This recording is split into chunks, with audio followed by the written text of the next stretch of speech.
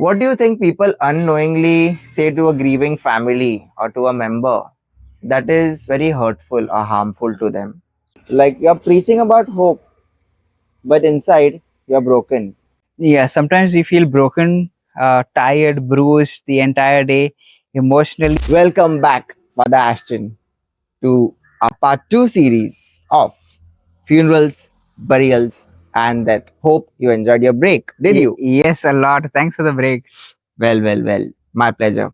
This time, I'm come prepared with my questions all over the internet, personal from my friends, and so on, who actually wanted to ask the questions to you, but they hesitated. So now I'll be asking their questions to you. Lovely. Okay, Yeah. let's go. Have you ever preached about resurrection while personally struggling to believe it? We, so, yes, during the homilies, we have to speak and we have to focus and emphasize on the resurrection of Jesus Right. because that is what gives us hope in the end. We know that Jesus rose from the dead, and so too we will rise from the dead, even though we pass away Definitely. from this life to the next. And personally, very personally, I believe in the resurrection. So I don't really struggle to preach it because I believe it. I believe very strongly that after this life goes on, we will move on to the next life. Everyone who believes in Jesus, Jesus says, I'm the resurrection and the life, and whoever believes in me, they will also have eternal life. So certainly, all who believe in Jesus, including me and you, we will surely have this eternal life, the gift that God has given to all of us. Definitely. You know, when we attend a funeral or something very disheartening, we feel emotionally unavailable. Okay, or else we don't want to attend something, we just want to be in a closed space, going with that, all Emotions and stuff, emotions yes. and stuff. So, my question to you now is, do you ever feel emotionally drained after funerals but are expected to move on completely and quickly? Yeah, sometimes we are expected to actually move on quickly. No one will say it's the unwritten rule, but yes, we have to move on quickly. It is expected of us because we don't know what is happening next. It could be a funeral right now, an hour later it could be baptism, after that it could be some wedding. And yeah, we have to be all over with our emotions. We do feel emotionally drained, at least sometimes, but I really thank God that it's because of his grace, his strong willpower that he's given to all of us, to be in control of our emotions, and we are able to, with his grace, able to do all of these different sacramentals and all the various administrative requirements that are needed by the church. Repeated exposure to something harms the body or harms the person. It can be anything, addictions, pleasures, too much pleasure is pain. But this is funerals are something very different. So, do you think repeated exposure of funerals make you or a priest numb or overly sensitive? So I can tell you what I personally have experienced. I've done many funerals and I've seen, witnessed many people crying, weeping, grieving. It's quite hard to see all of that. Yes, certainly. And it could, in a way, sometimes numb a person. It could become, in a way, insensitive. Yeah. But as for me, very personally, if you ask me, I do not feel anything like that. In fact, I feel very strongly compassionate, merciful, kind to that person. I feel that empathy towards that other person who is undergoing this, time of grieving, pain, suffering, and it's quite difficult. I put myself in their situation. I feel that what, Lord, there's somebody who's gone away, was so close to them, they have moved on to another life, and this person is really grieving. Lord, why don't you take charge? Why don't you give them some company, some kind of a support that they too may really experience a bit of peace, a bit of joy after that hard time of crying, weeping, and stuff. Well, that is truly something what someone needs. God in their company when they're going through such tough times. As a priest, you're expected to counsel and console, if I'm not wrong. So, Have you ever felt the struggle, like you're preaching about hope, but inside you're broken? Yeah, sometimes we feel broken, tired, bruised the entire day, emotionally down. There are moments like this. It's not always, but there are these moments when we are totally down to the earth, ground, half dead, you can say, very metaphorically. We do have these emotions sometimes, and we are broken at times. But yeah, we have to move on, Chris. That's what I say. We have to move on. We have to go on. So I'm pretty sure that helps a lot to for all of us. And besides, God is always there.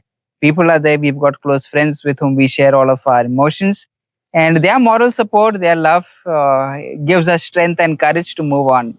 Very true. Very true.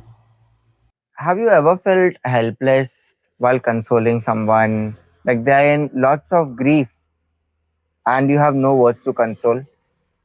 Yeah, sometimes it does feel, that we are at loss of words because even if we speak something, even if we say something, it's not going to help them. The people are already down, and what can help them is just, your love, your presence. Presence is most important. Definitely. And many of them, they see a priest and they are quite happy that the priest is there for them. They feel that priest is God's presence, and they feel consoled even when we don't speak. But our presence makes a lot of difference, a big difference to their lives. And sometimes I have felt at loss of words. What we can do at that time is, I just give a handshake, or if that person is very close to you, just give a hug, and they'll be, they themselves will feel our love, and they'll be calm. Definitely. Definitely. So before moving on to our next question, Father Ashton, I'd like to tell you an incident. I was around, I guess, in grade 8 and I'd been to a cousin's house. His grandma passed away. I did not know what to say. All I knew was, please accept my condolences. I said that. But while going home, I said something worst. What was that, Chris? I gave my hand to my cousin's father. I'm like, thank you. Oh God, Chris. So see, I remember long back when I was in ninth or 10th standard, there was an incident shared by one of my professors. So he said, he's from another faith. So he said he had gone to a funeral and they were giving their hands, shaking Yeah, hands, giving their condolences. condolences to the people. And he did not know what to say. So he went there, he shook the person's hand and he's like, congratulations. I mean, I can understand like you are from another faith, but you're a professor. You're a professor. You're supposed to know this. Oh my god, how why will you congratulate someone? That But professor is no more, so he won't watch our podcast anyway. Hey, he'll be watching from heaven. yeah, definitely. So my next question is related to this incident. What do you think people unknowingly say to a grieving family or to a member that is very hurtful or harmful to them? Yeah, I'm glad you asked this, Chris, because sometimes people they unknowingly, probably or probably intentionally, I don't know, I cannot comment, Yeah, but they say these words.